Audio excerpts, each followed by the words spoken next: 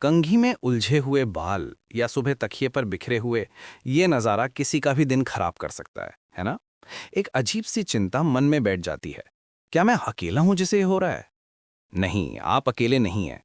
मैं हूं डॉक्टर रवीश, और आज हम इसी चिंता को, यानी बालों के झड़ने की समस्या को, बिल्कुल जड़ से समझने की कोशिश करेंगे। ये सिर्फ कुछ बालों के गिरने की कहानी नहीं है। ये हमारे शरीर, हमारे आत्मविश्वास और हमारी जीवन शैली की कहानी है। तो चलिए, इस कहानी के हर पन्ने को खोल कर देखते हैं। आजकल ये समस्या इतनी आम हो गई है कि उम्र की कोई सीमा ही नहीं रही। पुरुषों में अक्सर ये एक पैटर्न में शुरू होती है, जिसे हम मेल पैटर्न बाल्डनेस कहते हैं। माथे से बालों की रेखा पीछे हटने लगती है। वहीं महिलाओं में बाल पूरे सिर से पतले होने लगते हैं। ये बदलाव अक्सर हमारे शरीर के अंदर चल रही किसी दूसरी कहानी का इशारा होते हैं, जैसे हार्मोन्स का उतार चढ़ाव या पोषण की कमी।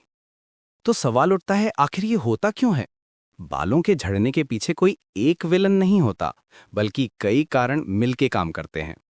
सबसे पहला और सबसे बड़ा कारण है हमारी विरासत, यानी हमारे जीन्स। अगर आपके परिवार में माता पिता या दादा दादी को ये समस्या रही है, तो समझिए कि इसकी स्क्रिप्ट आपकी कहानी में पहले से ही लिखी हो सकती है। फिर आते हैं हमारे शरीर के केमिकल मैसेंजर्स, यानी हॉर्मोन्स। थायराइड का कम या ज्यादा होना, महिलाओं में पीसीओडी की समस्या या मेनोपॉज का दौर, इन सब में हॉर्मोन्स का संतुलन बिगड़ जाता है, और इसका सीधा असर बालों की जड़ों पर पड़ता है। जड़ें कमजोर हो जाती हैं और बाल गिरने लगते हैं। अब सोचिए, एक पौधे को बढ़ने के लिए क्या चाहिए? पानी, धूप, खाद। ठीक वैसे ही हमारे बालों को भी पोषण चाहिए। अगर हमारे खाने में प्रोटीन, आयरन, जिंक या विटामिन डी और B12 जैसी जरूरी चीजें कम हैं, तो बालों की जड़ें भूखी रह जाती हैं, और भूखी कमजोर जड़ें बालों को पकड़ के नहीं रख सकती हैं। और हाँ, एक ऐसा कारण जिसे हम अक्सर नजरअंदाज कर देते हैं, तनाव। जब हम लंबे समय तक टेंशन में रहते हैं या हमारी नींद पूरी नहीं होती, तो हमारा शरीर एक तरह की इमरजेंसी मोड में चला जाता है। और इस इमरजेंसी में शरीर बालों की ग्रोथ जैसे गैर जरूरी काम को रोक देता है। कभी कभी स्कैल्प पे होने वाला कोई इन्फेक्शन, जैसे डैंड्रफ या फंगल इन्फेक्शन, भी बालों की जड़ों को कमजोर कर देता है। और कुछ खास बीमारियां या उनकी दवाइयां, जैसे कैंसर या डिप्रेशन के इलाज में इस्तेमाल होने वाली दवाएं, भी हेयर लॉस का कारण बन सकती हैं। अब इतनी सारी वजहें सुनकर शायद आप निराश हो गए होंगे, पर अच्छी खबर यह है कि कहानी का हर हिस्सा हमारे कंट्रोल से बाहर नहीं है। कुछ पन्ने हम खुद लिख सकते हैं। सबसे पहले अपनी प्लेट को देखिए। क्या उसमें प्रोटीन है, जैसे अंडा, दालें, दूध?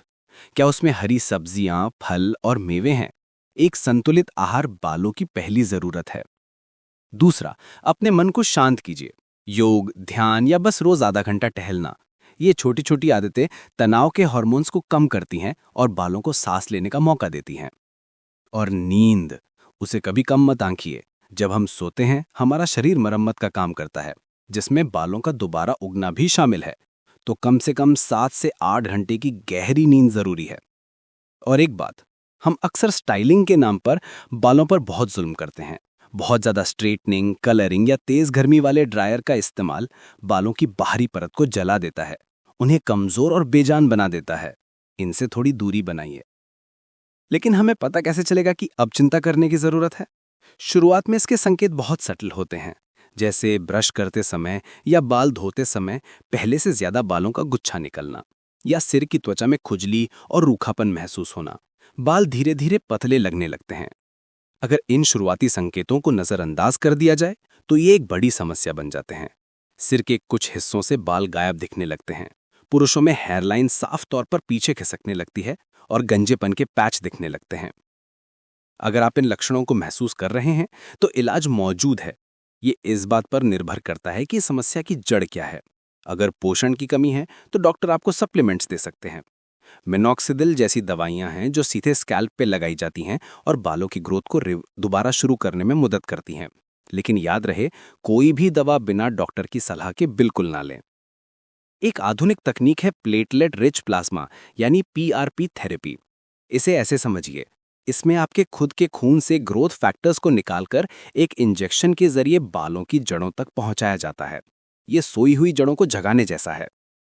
और अगर गंजापन बहुत ज्यादा बढ़ गया है, तो हेयर ट्रांसप्लांट भी एक स्थायी समाधान हो सकता है।